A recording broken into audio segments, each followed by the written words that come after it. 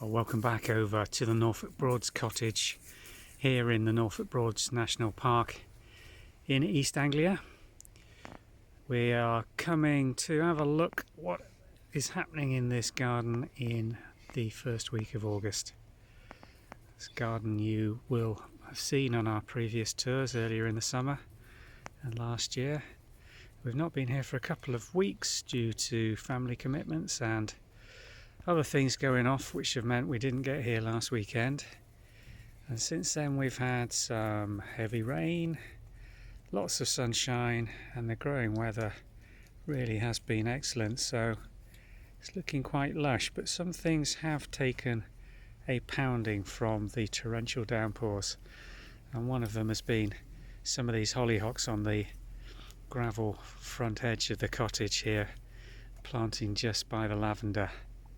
These plants were looking spectacular last time we were here 2 weeks ago, continuing to flower up the spikes, but they're starting to fall over, quite a few of them. This is a little bit of an exposed site. You can see the growth has died back completely around the bases of these plants at this time of year.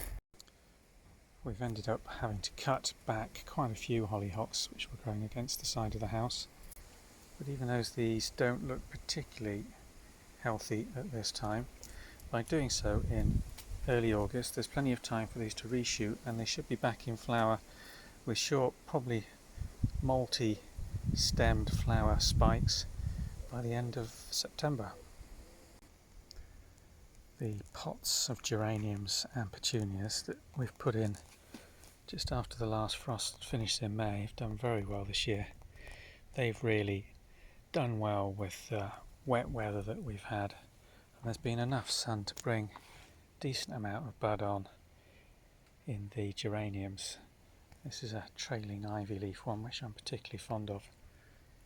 Got a lovely variegated flower with really dark crimson edges and those pale pink, almost white centres to each of the petals. Really nice form. Grows very well here in Norfolk. By the end of the summer it's usually trailed down to the base of these pots and kept flowering usually all summer long. This long narrow border down the side of the driveway is in deep shade by this time of day in August. The majority of the flower here is over for the season. There's a few little blue balls still flowering, a little bit of crocosmia, but it has to cut back at this time because the hedges have had their first trim already, and they'll have a second trim later in the season. So these plants have to be able to cope with that, so we've planted stuff that flowers earlier in the season and is largely over by this time of year so that the hedges can be done. A view looking west through the 5-bar gate and down the grass-lined track back towards the woodland and main roads. This track transverses the marshland, which is a nature reserve, and either side of the track the reeds this year have grown up to around 8 feet.